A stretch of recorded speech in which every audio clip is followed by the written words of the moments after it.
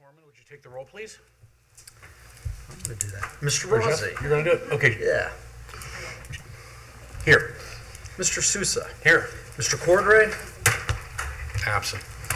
Stand for the pledge.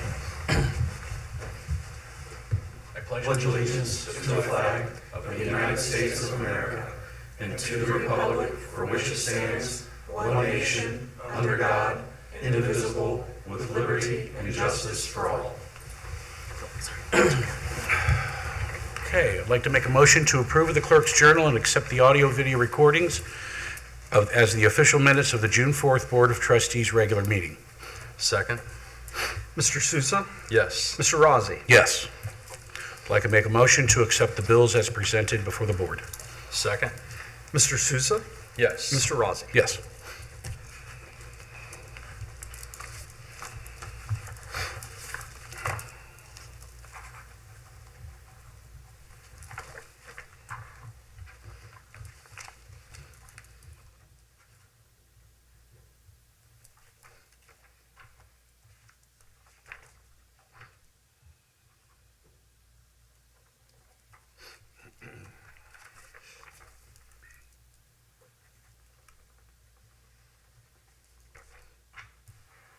All right, this brings us to our first public comment section. I'd like to open the floor to public comments.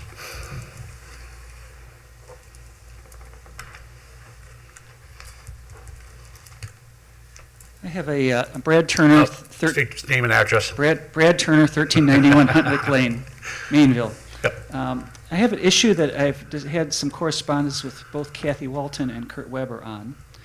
On the corner in our area of Providence at Harwood Court and Elk Run Road, that lot was originally a buildable lot, as I was told.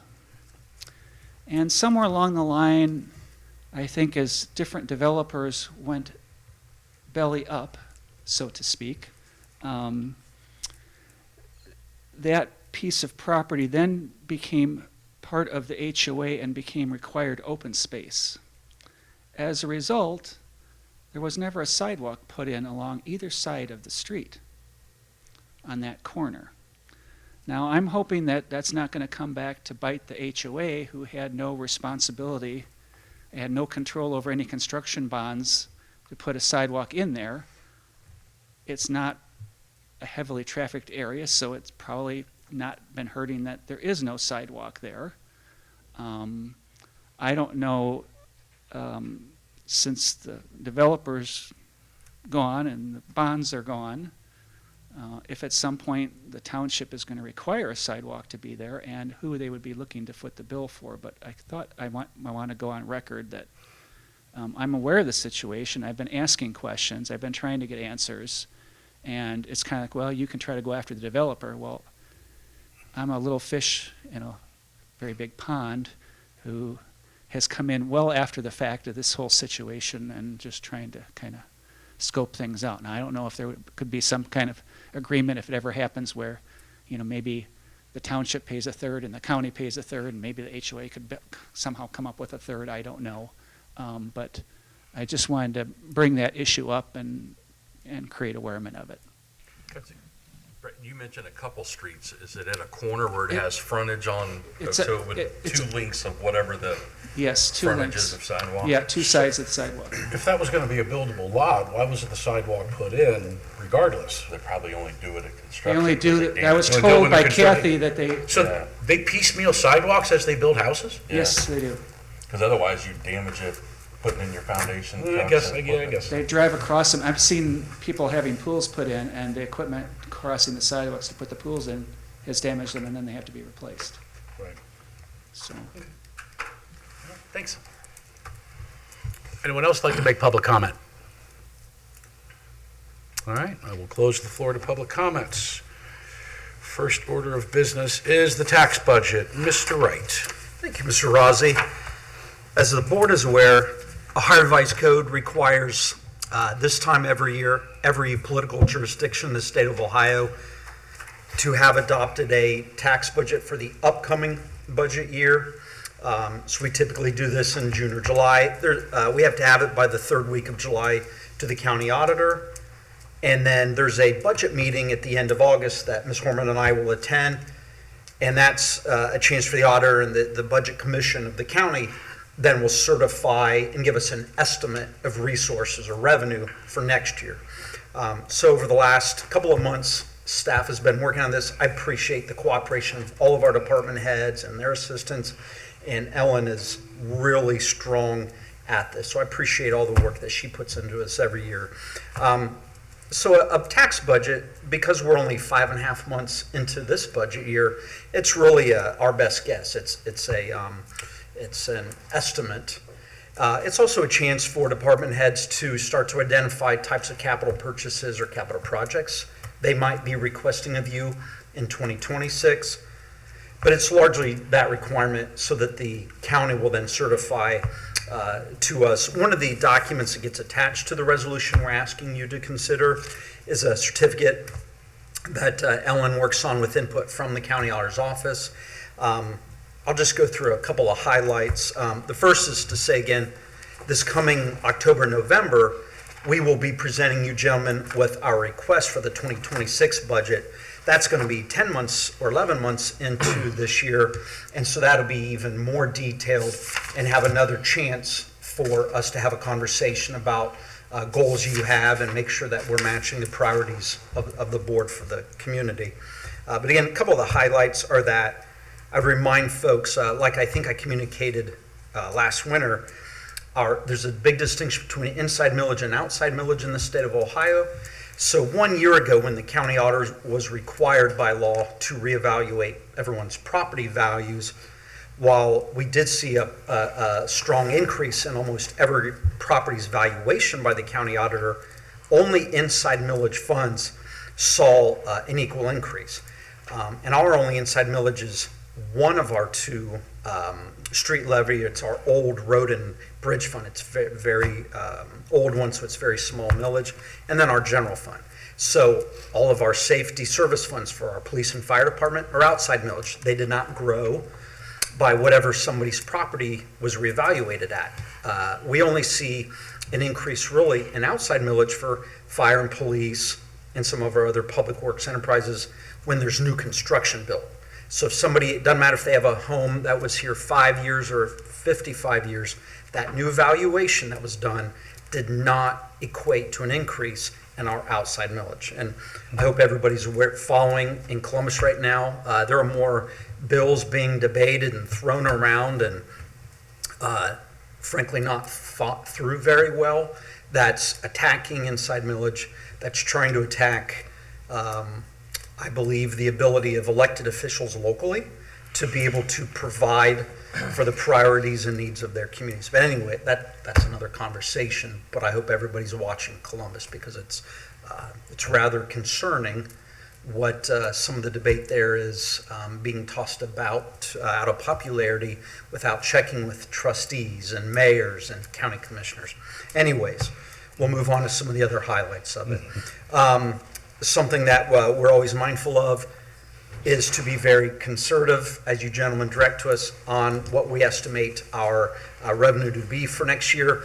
We're extremely conservative on new revenue for most of our levies. There's one nuance I pointed out in the memo. Because our fire district is larger than just our borders, our fire district includes all of the village of Mainville and includes 50% or more of the city of South Lebanon, basically everything in South Lebanon south of Little Miami River. We do project that will grow more quickly or larger, and that's because we see a lot of home construction within that we think will occur next year in Mainville and that part of South Lebanon. So if you notice some differences in that amount of revenue from property taxes, again, the fire department grows as we see growth in Mainville and South Lebanon. Other than that distinction, we do anticipate an increase annually in the EMS billing. We're a population that is now starting to age, given our residency makeup and the homes that we have here. Let's see. The ARPA will be in its final year. We have to spend the money, ARPA money, by the end December of 2026. So as you gentlemen have budgeted in the past, that is for this year's replacement ladder truck. And then next year, the remaining balance will be used on the Mounts Park project that we're committed to. Final thing to mention is you had us pay off 2 years early the bond or debt service on this building for admin and police. So that was done 2 years early. So we see a savings. That was done earlier in 2025. So 26 and 27 will not have to include principal and interest. And we saved a sizable amount of interest paying off early. Other than that, Ellen and I are happy to answer any questions you gentlemen have. Mark? I have an Ellen question, actually, or either of you. The meeting that happens in August, I know I've beat the drum with Matt here before, talked about the projection piece of the revenues, trying to be more accurate. From the county, who participates in that meeting? It's the prosecutor, Matt Nolan, and the treasurer. Okay, so none of the commissioners No, nor Martin's there. no. Correct. So if I wanted to belabor that point a little bit further, would do no good to probably do so in that meeting. No, we could set up a separate meeting Yeah. with those elected officials to do that. All right. Yeah, I've only been to 1 year of those. Ellen's been to about a decade. Yeah, I think there's little conversation there. Is that accurate? very little. They're largely just sharing the revenue projections Yes. for the coming year with you. Yes. All right. That's all I've got. Okay. So in my experience, we'll have quite a few more conversations about this in the coming months. So the next step is they'll come back with their projected revenue for us. That's right. We'll receive that at the end of August, and then we will work together September, October, November to have a budget that's appropriate for us in '26. So we'll probably have the final copy for you to vote on in November, but we'll take all of the fall to work with you on the components. Very good. Well, rest assured, I have no projects that I'm contemplating, so. Got All enough going on. Yes, we do have enough going on. With that, I will make a motion to approve Resolution 25-0618A, a resolution adopting the 2026 annual tax budget. Second? Mr. Sousa? Yes. Mr. Rossi? Yes. And next is just getting rid of some unneeded property. Anything, Another vehicle from the impound another vehicle? lot. Okay. Did you hear about the fire at the impound lot in somewhere, what is it, on the west side or something? Was it Lachlan? They figure out what it was? Any idea? It was a private lot. Electric car? Think about it. All right, with that, I'll make a motion to approve Resolution 25-0618B, resolution authorizing private sale of unneeded and unfit for use property in the police department. Second? Mr. Rossi? Yes, Mr. Sousa? Yes. and this one I've been waiting for a very long time. This is at the corner of Zor and 48 is a piece of property that has had two. Unfortunately, at one time, they might have been restorable cars, but now they're just, no, at least one of them. So this is just a nuisance property. The grass hasn't been cut, as far as I can tell, at all this season. And like I said, these cars have they're sitting there for probably the better part of 20 years, because I drive by there every day. So, do you have any questions, Mark? I don't. I mean, it's been vacant as long as I can remember as far as any activity, and Oh, there was something that went on there when I moved out here in Yeah. 97, Yeah, a but long shortly time after ago. that, it closed up and we nothing. looked like we got no correspondence and It was on our crickets. attempts. Yeah. So we'll likely end up cleaning this one up ourselves. That's right. Ms. Walton will contract with the local landscape company, and then we'll come back, if that's necessary, we'll come back to you guys, and we'll ask the board we can attach a lien essentially to the property taxes, and then Ellen will file that with Mr. Nolan. Is there any concern of what might be inside that building? Because I think at one time there was some automotive work going on. I'll Again, ask it's been almost 30 zoning, years. building, and fire departments to see if there's any records of, we're supposed to have. Was it a body shop? Yeah, Johnny Williams, I know him. Okay. But he doesn't own it anymore? I thought he still did. Well, we're gonna get the grass cut at least. Somebody call him? So, get ready. All right, with that, I'll make a motion to approve Resolution 25 2023-0618C, providing for and authorizing the removal of vegetation, garbage, refuse, and other debris at 1233 US 22 and 3, parcel number 17303-02005 in Hamilton Township, declaring a nuisance and declaring an emergency. Second. Mr. Sousa, Yes. Mr. Rozzi. Yes. All right, moving on to motions. Mr. Wright, would you like to give a brief explanation of this next motion? Yeah, thanks, Mr. Rozzi. This is to solidify something that's been a practice the last several years. At our last trustee meeting, the board passed a resolution that allows us to initiate the necessary bond work so that we can pay for a majority of the new public works facility. We have a sizable amount of money on hand to reduce the borrow amount, but we are going through the process for the balance of it. And in preparation of that, Ellen and I have been working with our bond counselor from Bricker Graydon, our bond underwriter, and then a third advisor is a municipal advisor. These entities all assist school districts, townships, and cities with this action. And we've been doing to prepare for a call we have next week. Moody's out of New York is going to be, we'll have a credit analyst review a lot of information about Hamilton Township.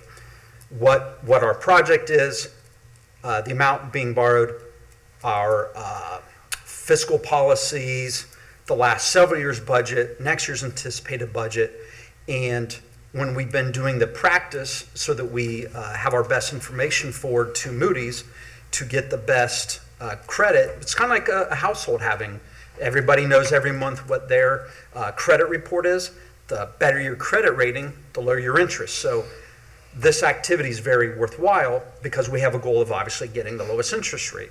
And when we've had these, the council and advisors looking at all of our information, they have recommended that we put in place in writing a policy of our carryover. So the purpose of this now is to receive a good credit rating, to receive a lower interest rate. And a lot of local jurisdictions will have in place a policy of carryover to help as a tool when they go through their annual budgeting process. So there would not be a penalty of having less than 6 months, but that's something you've always challenged us with, and we've been able to do. It gets harder every year. When you have an old levy, as it gets to 8, 9, 10 years of age of a levy, I was describing earlier how outside mill levies don't grow with existing valuation increases. It becomes a challenge, but we know that that's important to you so that we don't ever run too thin and we aren't able to provide services. An example of why this discipline of having 6 months or more carryover is important, we're proving it right now. I mentioned that over the last couple of years, as we plan for the public works facility, we've been able to have an appropriate amount of reserves, so that reduces the amount of interest we're going to have for the 25-year debt service of the building. So that's the importance or the benefit right now of putting on paper what we have done here for the last several years. Mark, any questions? Do not. Just get us a AAA rating, Ellen. I'm trying. All right. Thank you. With that, I will make a motion to establish a fund balance policy for annual carryovers of funds from one budget year to the next sufficient for a minimum of 6 months of operating expense. Second. Mr. Rozzi. Yes. Mr. Sousa. Yes. Okay, next is just some, we're actually on-rolling people this time. Yes. That's good. All right. Any questions, Mark? Nope. Looked at it and talked briefly with Chief. I'm good. All right. With that, I will make a motion to approve the amendment of the Hamilton Township roster as presented. Oh, second. Sorry. Mr. Rozzi. Yes. Mr. Sousa. Yes. You're not used to that, are you? Yeah. Okay, and next we have our Public Works Director's contract renewal. And I don't know about you, Mark, he's not here. Should we actually do this? No, he's on vacation. Scale it back. Any questions? I do not know. To standard? Don's done a great job, and talked through it pretty thoroughly with Jeff today. Yep. I'm good. I'm good with it too. All right, with that, I will make a motion to approve a 3-year employment agreement with Public Works Director Don Pelfrey. Second. Mr. Rossi, Yes. Mr. Sousa. Yes. All right, very good. That takes care of motions. Next is our second public comments meeting. Is there anyone that'd like to make public comment? Okay. With that, I will close the floor to public comment. Mr. Wright, your report. Yeah. Thank you, sir.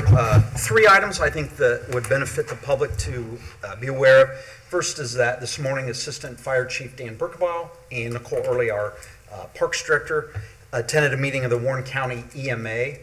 That's because periodically county EMAs need to do an update of the county hazardous mitigation plan. They've been working on that all year. They're nearly complete. The county will have open for a few weeks a public comment period, and when that portion is done, we're going to ask somebody from the county EMA to come back. We'll put them on one of your agendas and have them present to you the changes that they're proposing to the hazardous mitigation plan. That way you have an awareness of it before it's adopted.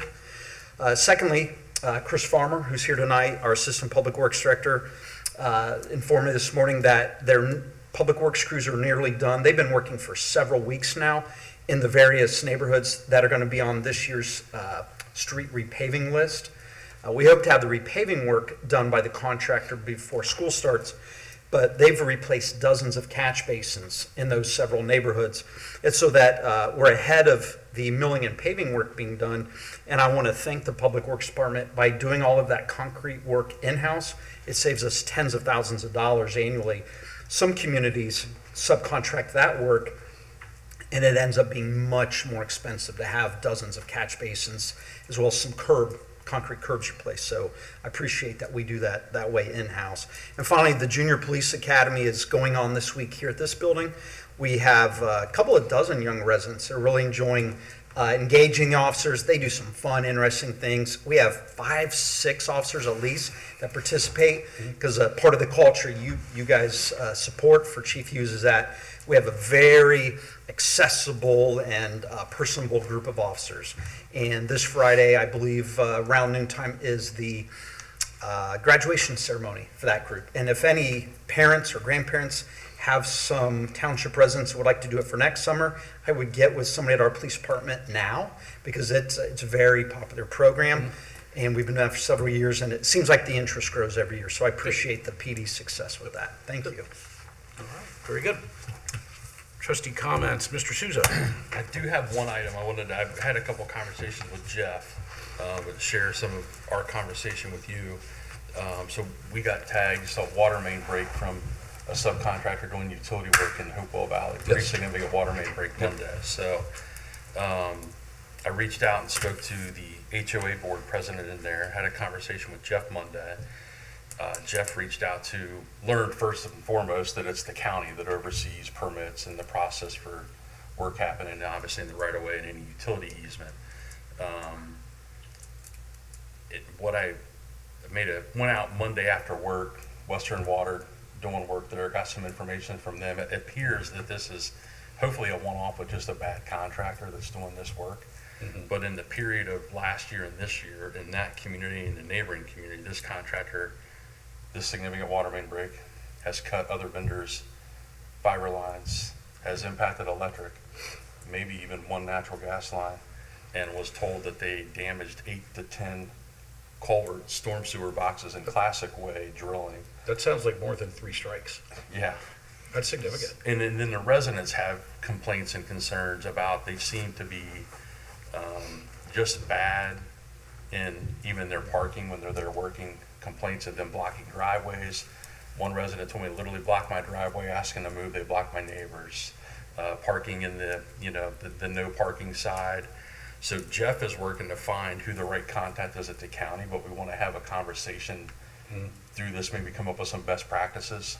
The community doesn't even get informed like, hey, a vendor's coming in your neighborhood and this is what they're working on. But to your point, is there a point when we can have some accountability that these folks no longer get permitted to come do work if they're so egregious? So there's no permitting required to do the kind of work they're doing, digging and things like that? It's permitted, but we don't know if there's a checks and balance for, to your point, Well, are a we free involved straight- in any of that permitting? We're not the county. We're not. I don't know if this is unique across Ohio, but just within my career, it's unique that townships in Warren County don't review the application request, see why is the contractor doing the work, are they bonded, do they have insurance? That is all done through the Warren County Engineer's Office, which is probably efficient for the contractors and utility companies, but then oftentimes we don't have the awareness of it. So rather than it being our Public Works Department, it's the county. Shouldn't there be a mechanism whereby we're notified that there's going to be contract work on one of our streets? Yeah, there should be. Right. So then I committed to following up with the community, because I said, basic expectations should be, you should know, we should know, can communicate that so people know what's going on. Yeah. And then even our police department would know they're in there, they can come in and enforce some of the parking stuff. And then to the extreme point, my concern is the Western Water foreman told me they're doing the repair, that he like, this is our dime. Like, they make that fix, which I want to kind of confirm, but that was shocking to me that this entity could keep causing financial harm to other parties. There was an association tree where this main was, it had to be removed. And when I spoke to the board president, she's like, we'll have slim chance of getting any restitution to replace that from these folks. So just, we're going to do some fact finding and then bring that information, but try to come up with, if we run into this situation again, be a little better equipped to deal with.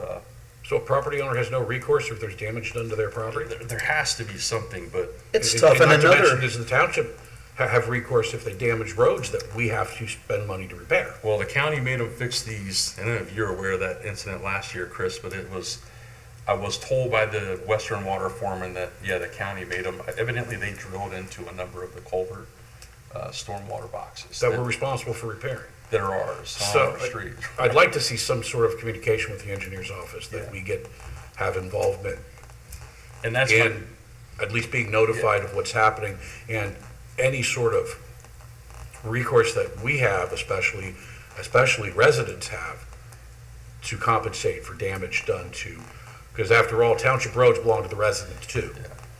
And we shouldn't have to be paying for these. Well, and these guys did work earlier in the year, and there was some complaints or questions from homeowners. Yeah, they it looked weren't like there was a number of doing the complaints. yard repairs, but the time of year, it was still so early, part of late winter, early spring, they wouldn't do the fixes yet, but they didn't communicate it. They left their equipment on site near their pole, kind of where the stub street is, that once we talked about connecting to the Valley View next door, left it there for months. And like supplies and just evidently have been bad to deal with, so, but yeah, we're gonna get some of these answers, what's the Yeah, but- accountability, what mechanisms are in place, recourse for various parties. At a bare minimum, communicating, hey, someone's coming, they're gonna be working in your neighborhood, and this is Yeah, what so they're we can doing. at least maybe have someone from Public Works go out and eyeball it and see what we got Right. going on here. it's good to video and tape a before and after situation. And so Mr. Farmer and Mr. Pelfrey and I plan on sitting down and doing what you gentlemen described. And another fact that makes this this is common throughout all communities, but another factor is not all of the work is performed in the public right-of-way. Most subdivision lots have utility easements recorded, so it's outside the right-of-way on a property owner's recorded lot, but there might be a public utility easement, could be to a county, a private water system like Western Water, to all the various fiber and telephony companies. And it's on private property, but because it's a utility easement, that gets into the frustration you're mentioning of restoration or loss of landscaping. And so we aren't able to be a party to it, but I hear you saying you'd like us to be an ombudsman, even if we can't fix it, have the process work better. Yeah. Okay. Have nothing else. All right. The only thing I have is a reminder that the next trustee meeting is July 1st at 9 a.m., correct? That's right, thank you. July 1st at 9 a.m. And with that, I will make a motion to enter to adjourn into executive session at 6:29 p.m. in accordance with ORC 121.22, Part G, Subpart 8A, to discuss economic development, and ORC 121.22 G1 to discuss the employment of a public employee. Second. Mr. Rossi, Yes. Mr. Sousa? Yes. Do we expect any legislation or possible? No, Okay. I do not anticipate. So no pending anything. legislation? So, and Mr. Farmer, if you want to let Don know that his job is safe for the next.